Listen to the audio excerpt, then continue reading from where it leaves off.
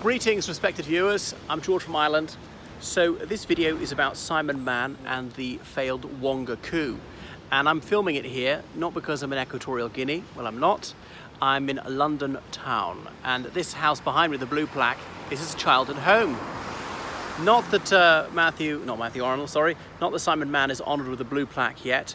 Those only appear either 100 years after the person's death, or I think at least 100 years after the person's birth, or 20 years after the person's death, whichever is sooner, has to be a very celebrated personage, and I doubt that Simon Mann will be getting one. Anyhow, the blue plaque is for Matthew Arnold, the celebrated 19th century poet of Thyrsis and all that, who lived here. But anyway, so Mann was born in 1952. His father and grandfather had both been captain of the English cricket team. And his mother was South African. His father had met his mother in 1949 on a tour of South Africa. So yeah, Mann grew up here. They also had a country seat in West Berkshire near Newbury, if memory serves. And his family had a brewing fortune, although by the time he grew up that was largely spent. Anyway, so he went to prep school, he went to Eton. By his own acknowledgement, he was not an academic sort of boy, and so it was difficult, but change was in the air. It was the 60s after all. There was a headmaster called Anthony Chenoweth Trench, a very unusual choice for headmaster of Eton. He hadn't been to Eton, never taught there before. He was a scion of an ecclesiastical family. I think his grandfather's Archbishop of Dublin, that Chenoweth Trench bloke. He had been to, I can't remember which school it was it Shrewsbury? Then Christchurch, Oxford, where he'd got a double first, and he'd briefly been a Don. Yeah, the main thing about Chenoweth Trench is he'd been a prisoner of the Japanese during the Second World War. He had an extraordinary flair for languages, so he'd learned Urdu to command his Indian troops, give them orders about artillery.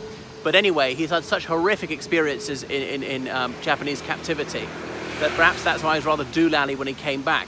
And in an era when corporal punishment was the norm, Chenoweth Trench was notorious for caning boys on the mildest pretext and openly delighting in doing it and insisting on caning him on the bare buttocks, not just through the underpants or something like that. So he was given the old heave-ho in 1969, also hit the bottle because Chenoweth Trench, when it was built in the Burma Railroad, he'd been translating A.E. Housman's The Shropshire Lad into Latin to try and keep himself sane. Successful in producing a marvellous translation, less successful in maintaining his sanity. But nevertheless, the school was liberalising, and Simon Mann, he wasn't much of a dry bob, that's a cricketer, like his father and grandfather, but he was a decent wet bob, as in an oarsman, so he was rowing. And he decided he wanted to join the army. His father and grandfather both been in the army, both in the Scots Guards, if I got that right. And you had to have A-levels, and it was touch and go as whether who was going to pass. I think it was at least 2 A-levels, but he did manage it. Bearing in mind that the 60s, in those days, A-levels were a great deal harder than they are now. And very few people stayed on at school till 18. Obviously at Eton they did, but most schools they didn't even attempt A-levels. So if you passing O-levels was challenging, and people would ask you how many O-levels you had, not which grades you had. To get even the lowest pass was a considerable achievement. Of course, most people were leaving school at 15 in those days with no qualifications whatsoever. Anyhow, 1970, he completed his schooling, and he went up to Sandhurst. That's the Royal Military Academy, not very far from Eton, to train to be an army officer. It was a 2-year course in those days. It was the last ever of the 2-year course. He was awarded the Soviet Studies Prize, which presumably means he can speak at least a bit of Russian, and the Cold War was very much on. So there he was commissioned, so subaltern, and into the Scots Guards. So that's one of those foot guard regiments, as in wearing the scarlet tunics and the black bearskin hats, stomping around in front of Buckingham Palace, St James's Palace, or Jimmy's as they call it. Bucks is what the guards know Buckingham Palace as. Staying in Chelsea Barracks, not a stone's throw from here, walking along Ebury Street between them all. Anyhow, so but the Ulster conflict had erupted by that time, bearing in mind that he passed out in 1972. Sorry, when I say passed out, I don't mean he fell unconscious, as in he graduated from Sandhurst, if you haven't got that right. It doesn't award degrees, Sandhurst, it just commissions people. So then he was in Northern Ireland in charge of a platoon of Scots Guards, so 30 of these guys from the urban areas of Scotland, lowland Scots for the most part, and there was quite a lot of sectarian sentiment in that part of North Britain, and so the Ulster conflict was viscerally felt by many people in Scotland. So he was there in Belfast, he was in South Armagh for some time. The Bandit Country did a few tours of Northern Ireland. Usually they went for 6 months, then it came back to the mainland, and it went on like that. So he was promoted a couple of times, and he was in the army till, I don't quite remember, was it 1985? He recalled that when he was 21, he'd only been in the army for a year, and then he heard about an opportunity to take part in a putsch in some African country. I don't recall which. So he went to the colonel of the Scots Guards and said that he would like to resign his commission, and this colonel said, no, you can't. A man known as King, who was minuscule and was notorious for his flatulence, and was very insulting to him, saying, you can't, I'll have you put under close arrest if you try and do something to have yourselves kicked out, because that was man's other bright idea. He would do something so disgraceful that it would oblige the guy to kick him out of the army. Anyway, so he decided he had to stay, but in fact this colonel had actually helped him out by putting this foolish idea of throwing up his career so easily. So he got married, he had a few children, and as he said, he was brought up in the Church of England. He doesn't believe in God at all, but he goes through the motions. So he left the army in 1985, didn't seem that he was going to get much more promotion, but he comes across as a very likeable chap, Simon Mann. Certainly genuine, unpretentious, got a very good sense of humour, resourceful, very physically fit, given the man is like 67 now, self-effacing, all the rest of it.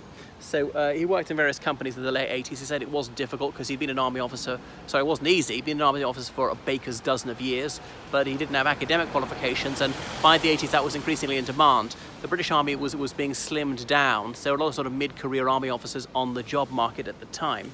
It was Thatcher's era, so there was high unemployment. Didn't affect the upper middle class so much, though.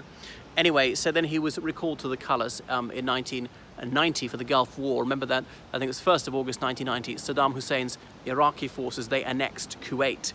And if you leave the army, the government's got the right to call you back to the army for some years after you leave. So he was out there again. And what was the next stop? So left the army again. In the 90s, he briefly got involved in the Angolan Civil War. So the Cold War was over in 1991, and the MPLA government of Angola, they'd espoused communism. They'd been backed by the Soviet Union and Cuba. They suddenly decided they didn't believe in communism.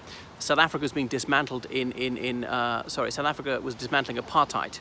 And in 1975, Angola became independent, and it had been then embroiled in this brutal civil war with MPLA on one side and UNITA on the other.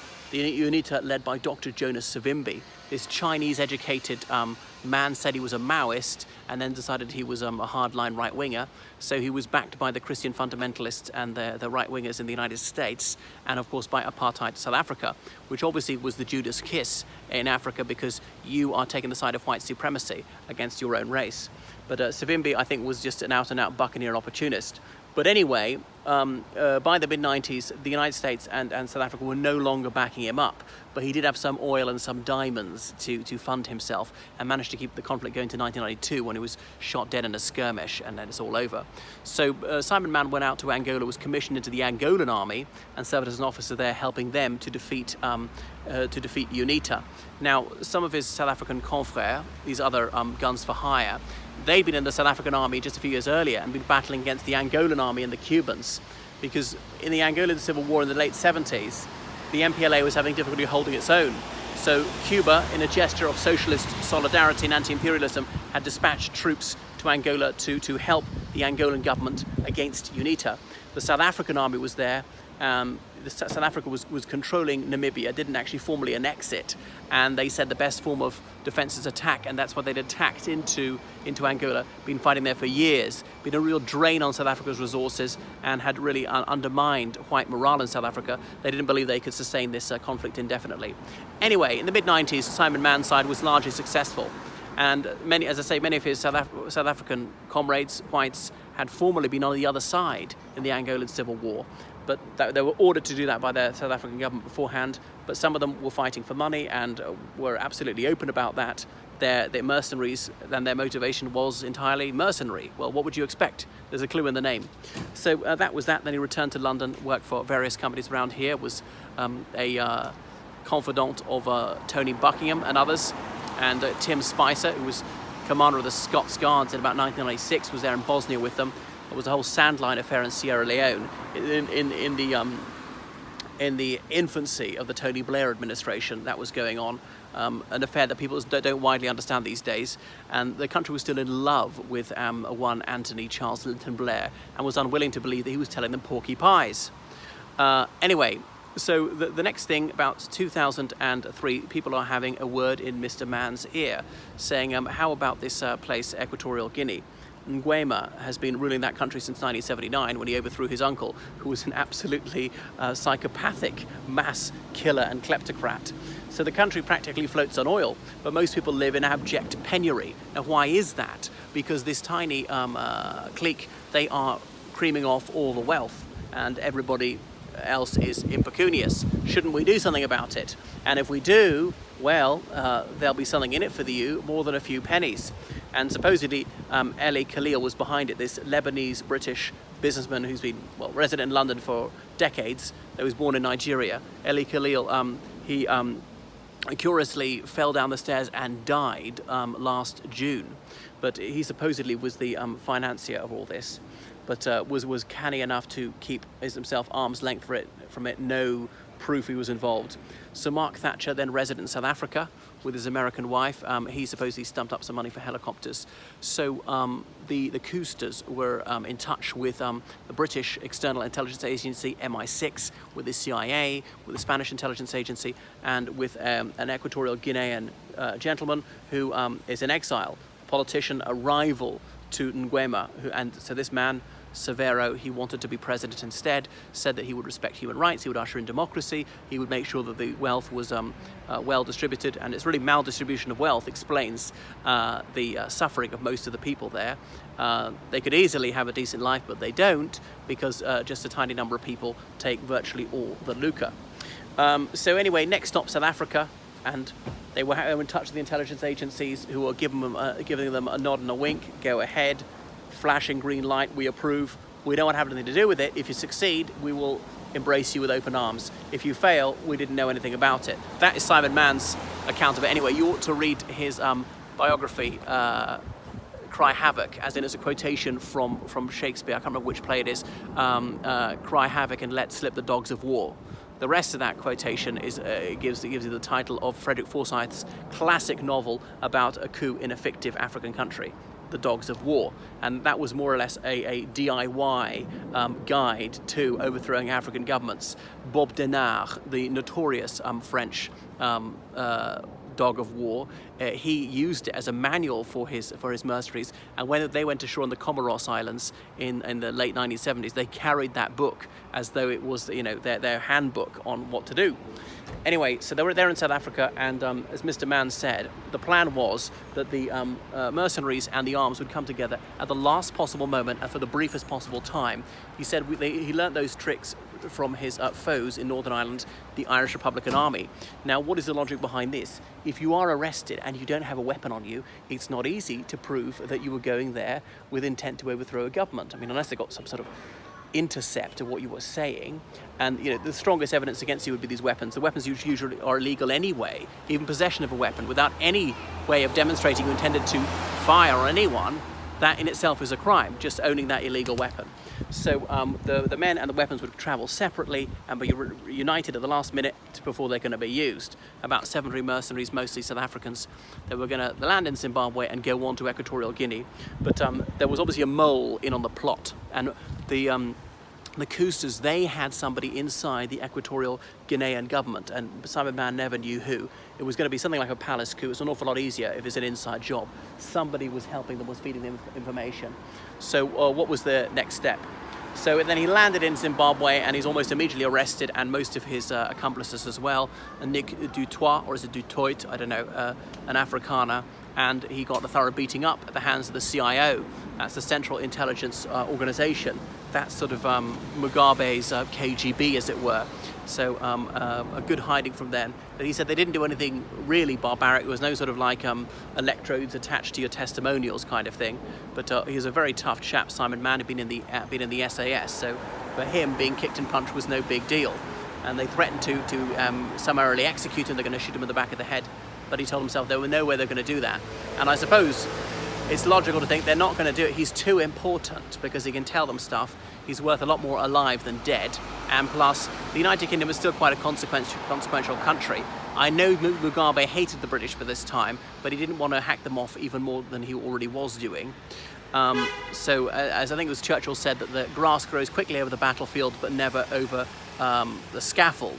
So if you execute someone, you'll find it a lot more harder to forgive than if you killed them in battle. So he had 4 miserable years in a Zimbabwean prison, but he managed to keep his morale up, writing to his wife saying he needed Wonga, as in that's British slang for money. That's why it's known as the Wonga coup, and wanted Smelly and Scratcher to help out. This was a code name for who? Supposedly Ellie Khalil, and I can't remember someone else. Was it Mark Thatcher? Thatcher, I think Scratcher, was in South Africa. He was arrested. He was charged with having provided money for helicopters to this coup. He pleaded guilty in a plea bargain, and so more serious charges were dropped, and he had paid a massive fine, but didn't spend any time in prison. So Mark was then deported from South Africa. He wasn't allowed into the United States, despite being married to an American, on account of his conviction in South Africa. And that also led to the breakup of his marriage. And, well, Thatcher, ironically, Thatcher's mother, her last house was directly across Chester Square from where Simon Mann lived. You see where that black car is? That was Margaret Thatcher's house. And that's where she lived almost to the day that she died.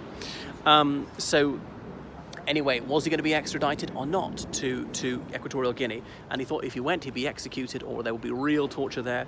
After 4 years in Zimbabwe, he was treated quite decently in the prison. Other people being starved to death, or good-looking young men being raped by older prisoners. Anyway, then he was taken out of the prison at 3 in the morning by the Central Intelligence Agency, the CIO, so Zimbabwe's intelligence service, and illegally taken to Equatorial Guinea. Doesn't explain exactly how that happened. A very unpleasant 4 days. Was he locked up in a box or something like that? There have been all sorts of legal challenges, because the odd thing is, even though Zimbabwe's government under Mugabe broke the law willy-nilly, they still had some sort of modicum of respect for procedure, some sort of appearance of legality. You know, Mugabe would have his thugs murder the opposition. He wouldn't outlaw the opposition parties, which would have been much simpler. But there we are. So he got to Equatorial Guinea, to Black Sands Beach prison, which was not a place of great opulence. But he wasn't treated too badly there, adequately fed. He was never heavy, but he lost some weight. And he doesn't claim he was tortured. But anyway, the Attorney General, and I can't remember who it was, the Minister of Justice, coming in to speak to him all the time. And it was a former Spanish colony, the only Spanish-speaking country in Africa. I don't know if he speaks Spanish or not. Maybe they're speaking to him in English. But they would have lunch and they would serve him wine as well, even though his hands were handcuffed. And the presidential palace was right beside there. And they said, by the way, so who is the rat? Who's the traitor in our midst in the palace was helping you lot? And he genuinely didn't know. But Simon Mann obviously wanted out of there, so he decided he'd better sing like a canary, otherwise he's never going to see daylight again, because he often didn't even get any exercise in the prison yard. I suppose they thought he was such an escape risk, he was such a high-value prisoner. So he dobbed everybody in like Ellie Khalil. I suppose he said, well, Ellie Khalil has dobbed me in, and Ellie Khalil's not going to be extradited. I could face the death penalty, or I face life imprisonment if I'm lucky. So, Ellie Khalil's losing nothing. So Ellie Khalil was extraordinarily reclusive, never granted an interview, and there was only one photo the press managed to take of him in all his life. And Ellie Khalil released a statement to say that he felt terribly sorry for Mr. Mann. He hadn't met him for many years, but he really had no idea about this coup d'etat, and he wasn't even remotely involved. So that was that. Anyway, after only a year, things got a lot better for him, and he was interviewed by Channel 4, the British channel, in the immediate presence of the Equatorial Guinean Minister for Justice. Just in case he said anything that was disobliging to Nguema. And of course Mr. Mann said, well, I really had the wrong idea. I thought it was a ghastly regime, but in fact all is sweetness and light. And President Nguema is the most kind-hearted and lovely human being one could possibly hope to meet, things along those lines. So having got his lines right, he was then set at liberty. He'd initially been awarded a 34-year sentence, which would not be delightful. And so he was set free. He came back to the UK. He had actually only served 5 years in prison between Zimbabwe and Equatorial Guinea put together. Equatorial Guinea was, I suppose, a relatively easy place to launch a coup d'etat, because there's a mainland bit and there's an island. And it's insular Equatorial Guinea. It has the capital, Malabo, so quite small, and that's why a relatively small number of troops could take over, especially if you had help from some of the president's praetorians. You obviously want to kill the president so that he can't come back. You know, his supporters know that it's over, and then seize the airport. You can control who gets in and out. Maybe the television stations so you can broadcast things, probably shut down the mobile phone network so the enemy can't communicate, and maybe the national banks, you got money, something like that, but maybe there's too many points. I don't know how to do these things. I'm not a military man. Incidentally, I would never advocate doing anything illegal, and killing any president would be murder, so I'd be very much against that. I'm just explaining what a mercenary would do, and I'm absolutely not a mercenary, nor have I ever had anything to do with mercenary activity. So that was Simon Mann. He's been back in the UK for about 10 years now. He's free. He gives lots of interviews to London Real. He's been invited back to Eton to speak there about, I suppose, how not to overthrow a government. There you are, about Simon Mann and the Wonga coup. And Nick Dutoit spent some years over there. The other 73 mercenaries, I'm not sure how many of them got caught. That is the Simon Mann story.